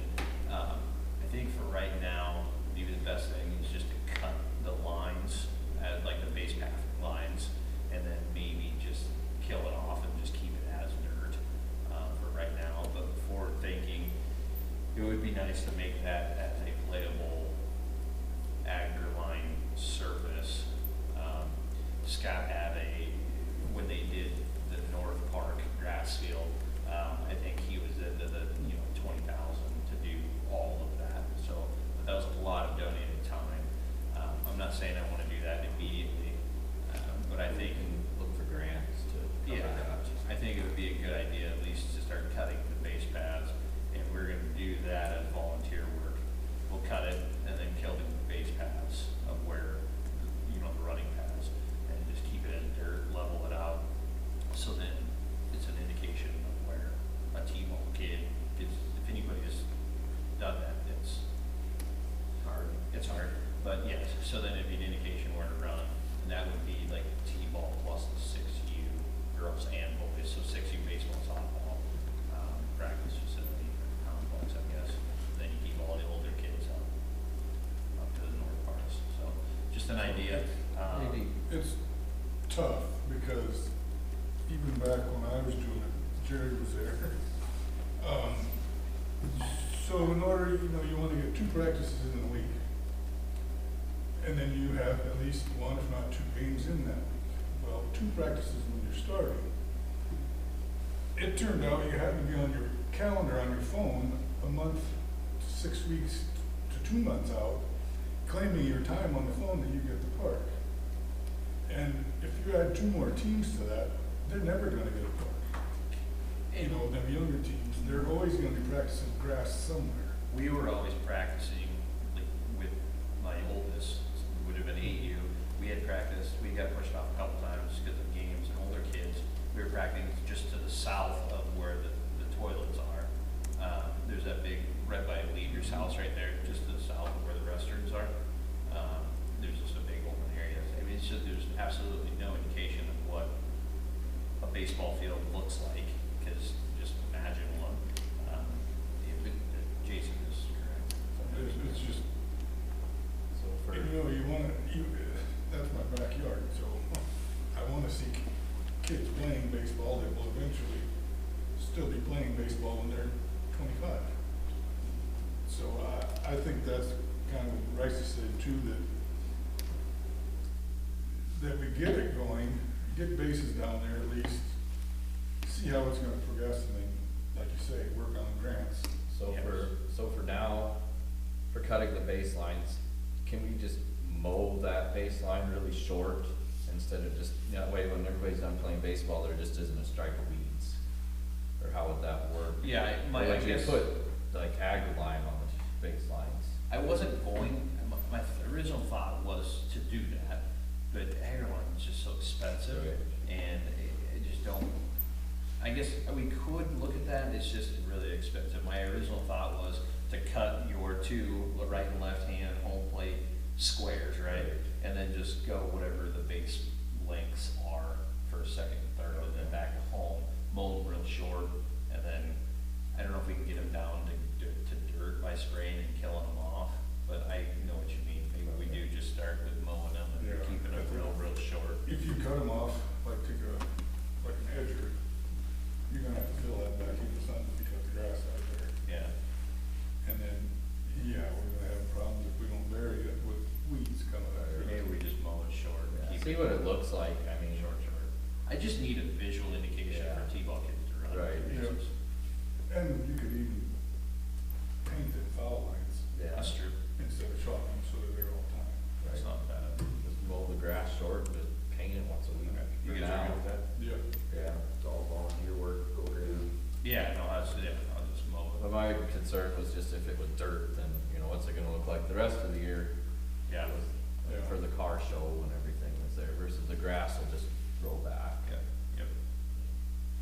Okay, that's all I have on that. Then hopefully we get a grant and we can discuss some ideas on improving the south part, like a pickleball court, maybe a mini splash pad, whatever we get a grant for, so.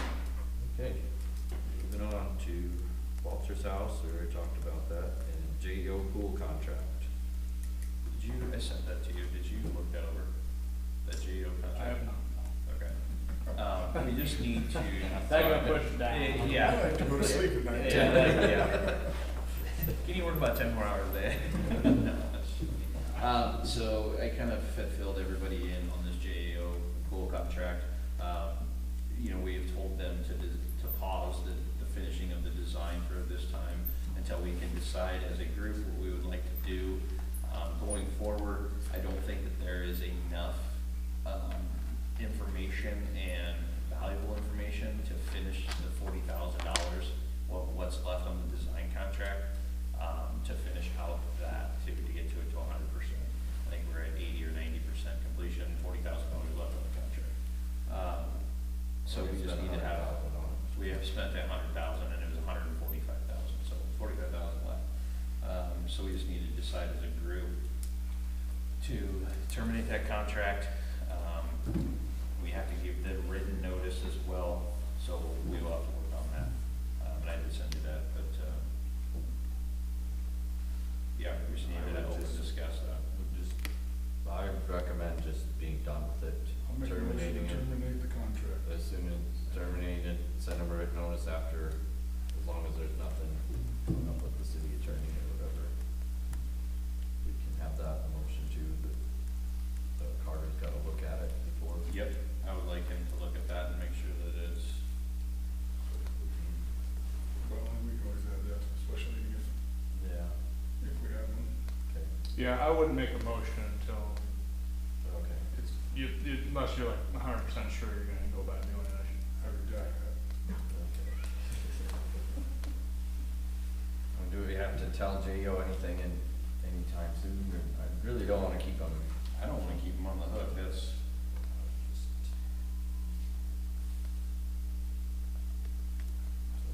So we'll have to talk about the next meeting, unfortunately. Well, we can always have a special meeting just for that too. Okay.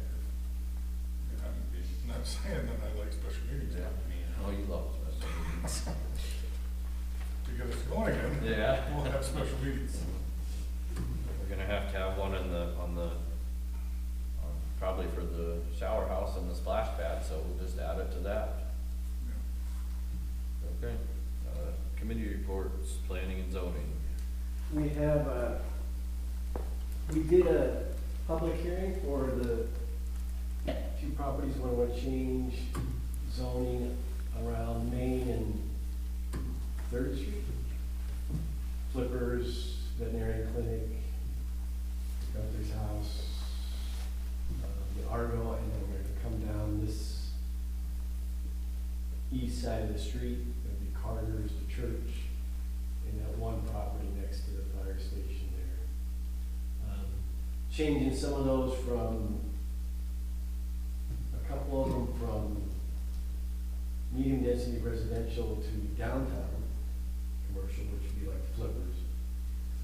Some of those, like the Argo and the church and Carter's, from downtown commercial, which they are, to residential transition, meaning you can have a business or a residence, and you can sell it as a residence, buy it as a residence. And if you ever want to have a business on it, it has to look like a residence, like, be like a lawyer's office, or a hair salon, or something like that. That's residential transition. So we had the first public hearing. We sent out all the letters to everybody within 300 feet of the properties that we're gonna change, and notified them of the public hearing, and we had that last planning and zoning meeting, which was Monday, and so no one had any comments, no one came. I think I fielded 2 property owners that had questions before that. So at this point, we've done that part. The second part is that we're gonna have a second public hearing that the city council has, and we'll have to schedule that. And I suspect there won't be, we don't advertise that except in the agenda. So I don't think there would be anybody come to have any questions or oppose it. And then if that's the case, then we would get the council's go-ahead to finalize our draft of the zoning map for the whole city that we've been working on for like 5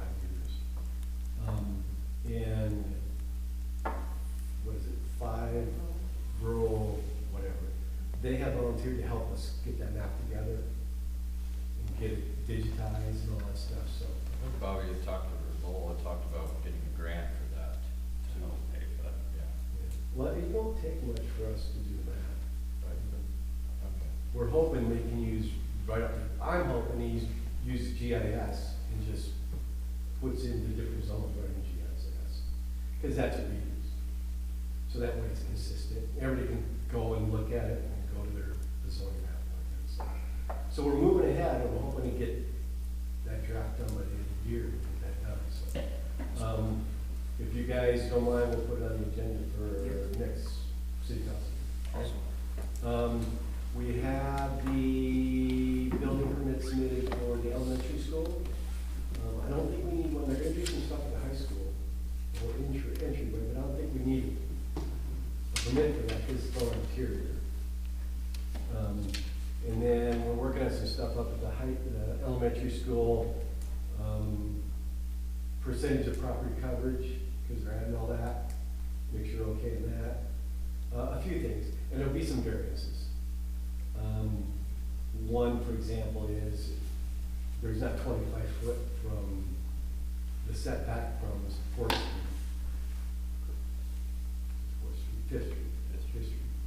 So, and the old school didn't have it, so we'll have to have a variance for that. So our variance will probably be like 3 things. It'll probably be that, and then we'll probably have a parking thing we'll have to do a variance on, because we need a certain amount of parking spaces, and there is none.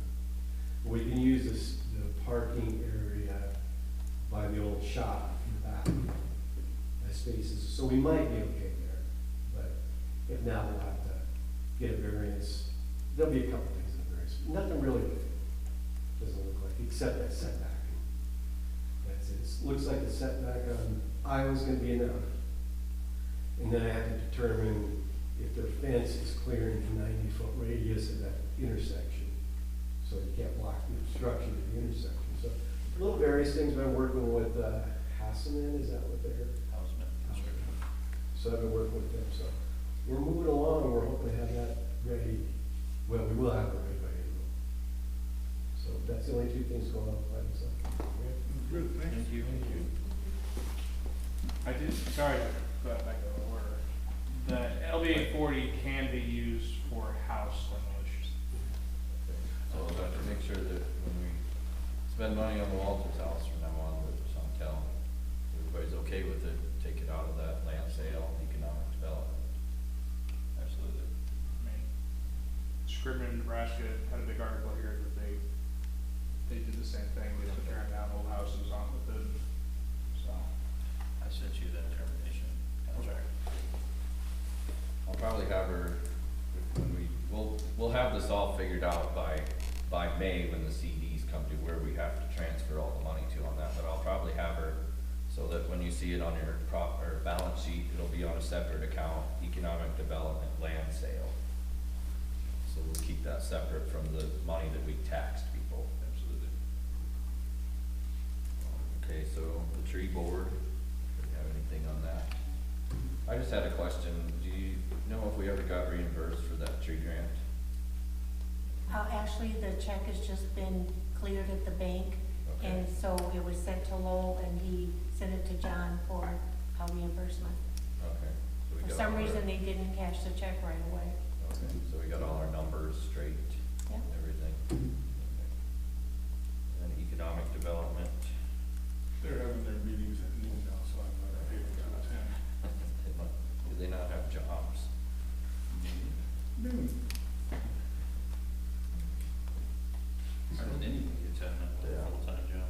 Well, his mayor is a banker, so he just does what he wants. Craig's 9 miles away, Niobrara's 9 miles away.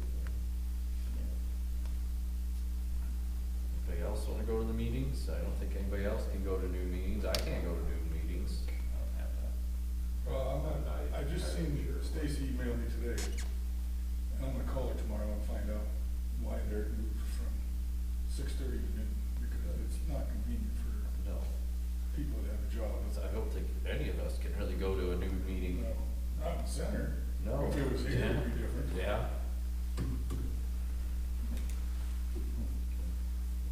To city clerk. The bills are just about done and ready to send out. They'll be sent out on Monday. We've been, Chantel and I both have been doing a lot of paperwork for the lagoon project to get all the information in for the permits. The last one came in today. The mayor has signed it and it went back with DocuSign. So they said that once you get it that way, it should take 1 day, and that's the last permit we need. So that's a go. Reed is gonna be here Monday at 3 o'clock for the organizational meeting. You all can't attend at the same time, but I can, if you'd like, I'll email you the invitation. He just has on there what's gonna happen. And he'll meet with the contractor, and here Dustin will be there. Just to get things started, and they want to start the next day then on the 17th. So it looks like we're a go. The money is here to pay for the land purchase. You saw it was in the claims. We'll get those checks written out on Monday. I will call Dale and Mr. Wortman, and they'll pick up their checks, and we can start invading the land, get it started taken care of. I think that's, I want you to know that you'll get information about the collections on the overdue bids in a minute, or bills in a minute. But I want you to know the code enforcer hand-delivered the collection letters to each person, and then the people who did not respond got shut-off notices, and he hand-delivered those. So I just want you to know that he went out and risked life and limb to take care of that for us, so. Moving forward, is that the way we want I to? got it in my time. Yeah, to he's talk gonna, about the it. mayor's gonna tell you what happened. But just the thing with Reed too, I got that. Okay. Have maintenance. Dustin, have anything you wanted to say? You Dustin got it. got all the You got it. new street signs that we just approved the claim for, he's got them all hung up. I don't know if he got that dead end sign up or not, I haven't asked him. They do look really good. But we got them all ordered and hung up the other day, so we can put that to rest. Yeah, I know it's been talked about for a long time, and we I- finally got it done. I do have something I can tell you for Dustin. The last couple of, we do tests every month on water and sewer, and we have been using the mail to deliver them. And they have gotten there late every time. They have to be there, they're iced, and they have to be there at a certain time, or they're no good. So, the first one got there too late, wasn't any good. They decided to let us send another. He got that and sent it out. They actually sent it out late that night from the post office. It still got there too late.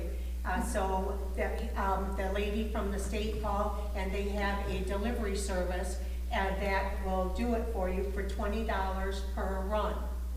And so he called them today. The only thing bad about that is it's $20 per packet, per load. And he had one to go to Lincoln, one to go to Omaha, but he has to take them to Norfolk, and they take them out of that. So he did have to drive there and back today, but even that cost is not what it's been costing us to send those, and them not getting there in time. And it's very important that we get there in time. We cannot be lax on that at all. So he did that today, and let's keep our fingers crossed and that this works out for us. So we've got to drive them to Norfolk now. We have to drive them to Norfolk, yeah. And if it doesn't work out, then he's gonna try UPS. That's our list. I mean, how many times do we have to send these? Once a month. Once a month. Yep, and they'll take him, when he goes down, he takes the one for Lincoln and the one for Omaha, and they take him at the same time. So it's just one trip a month down. We can't FedEx them out of Yankton overnight or something like that? Well, we'll try that, but that's iffy too, because as I said, they're,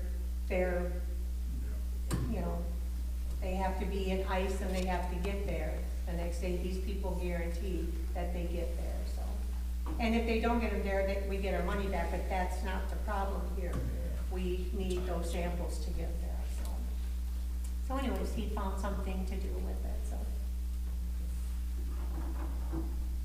So moving on to the code enforcer, we already talked about what he had to say.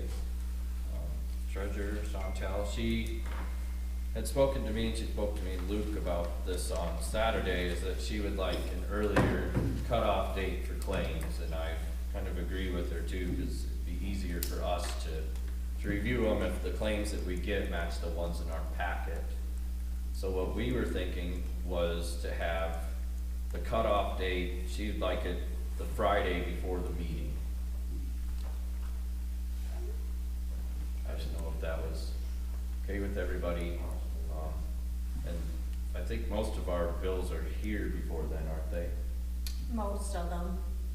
All the important ones, but like this month here, they highlighted the ones that aren't in our packet in red. So, I mean, we've got the Crofton Journal, we can tell them that that's our new deadline. Knox County Clerk, and versus, something like, the land purchase for the lagoon, I'd consider those an important one that we need to pay this month. So they would be, since they came late or whatever, for example, they would be in a separate folder, and then we would vote on them separately, anything that came late, if it's important, I guess. If that's what you guys would wanna do. Aren't cheating. Sounds good to me. Okay. And then moving on to me,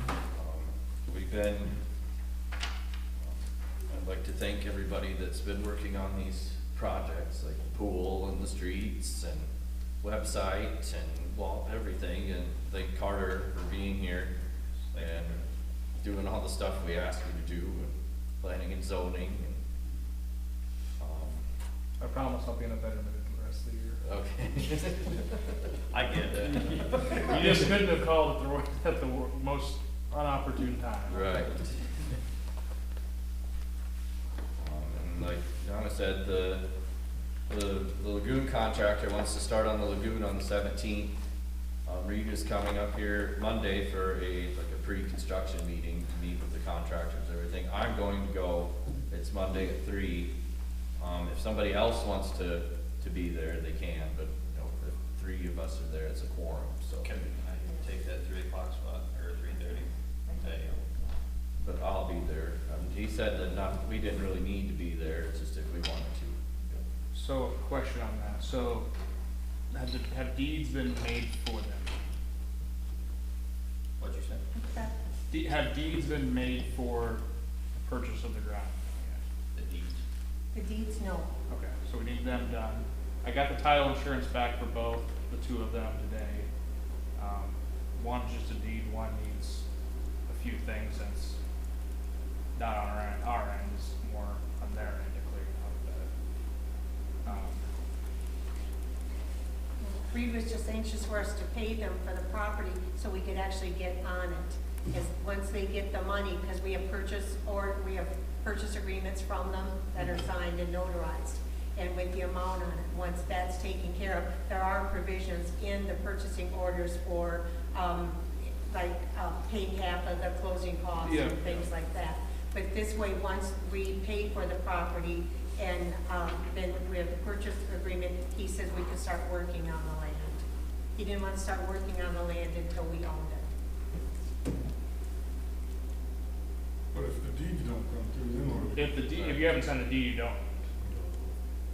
I mean, purchase agreements are good, but until you have the deed signed, you own just as much as I own. Which, one of them we can get done today, I mean, any day. Which one's that? The Gunther part. Okay, the main one. His is just a deed. That's okay. The other one, they have a trust, so we need a deed of trust from them, which is fine. Certification of trust, they have a loan on it still from the bank, so we have to get the bank to remove the lien on theirs. Which, if they're getting paid for it, I assume the bank will remove it for that portion, but, they have to be willing at least to sign a partial deed of advance off of that. And we have to figure out who that check needs to be made to, before,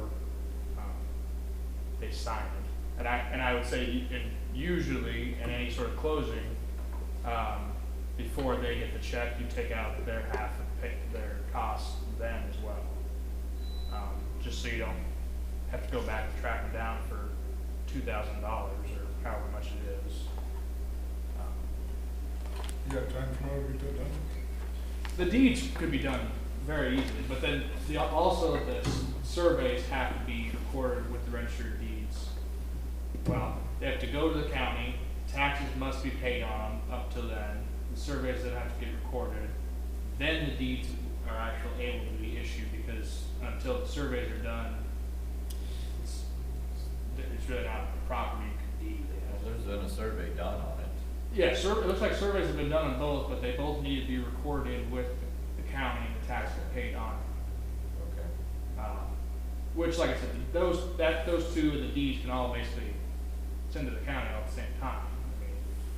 I mean, there's no lot splits or anything like that we have to do, but the survey has to be accepted.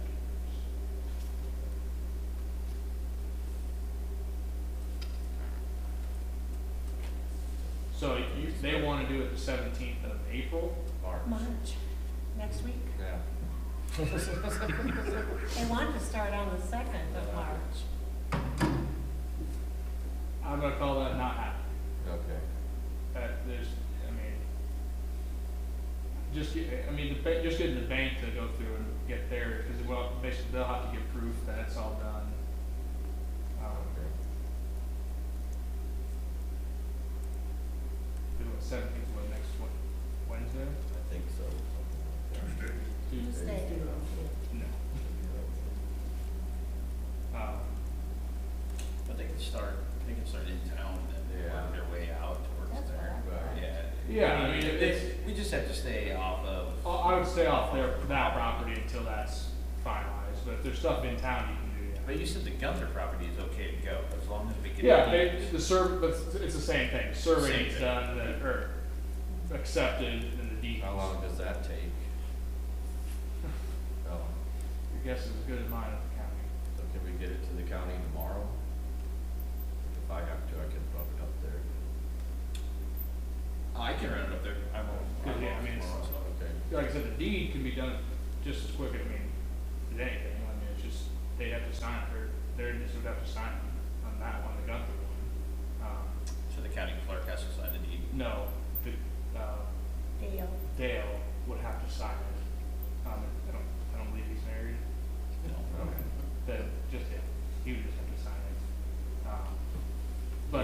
accept it until the survey and all that stuff. Do you write up the deed? Yeah.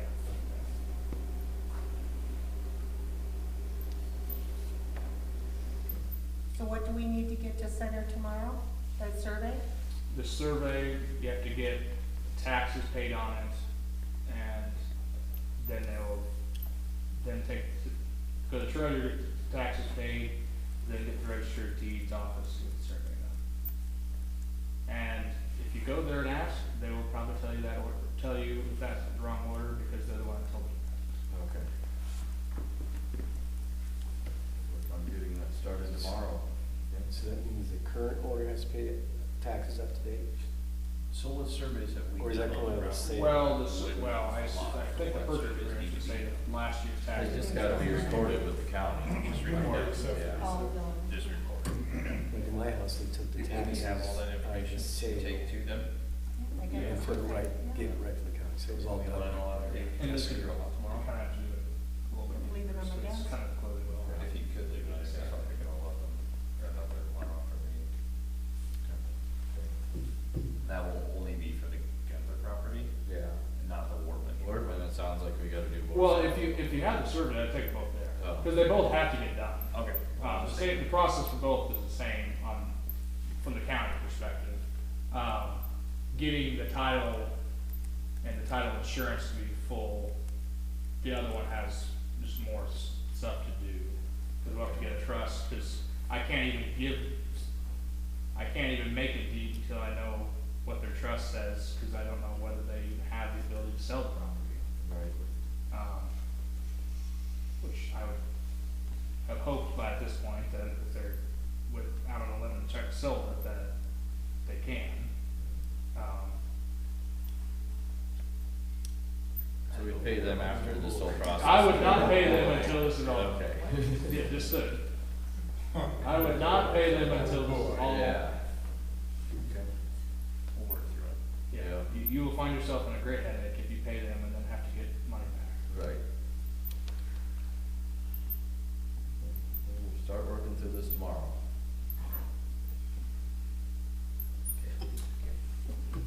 Another thing we've been working on is the utility bills. This month, Donna sent out 10 letters, were hand-delivered and shut-off notices went out. 9 residents have responded with 8 paying in full. 1 was a conflicting account and being looked into, and the other is a prior pay contract.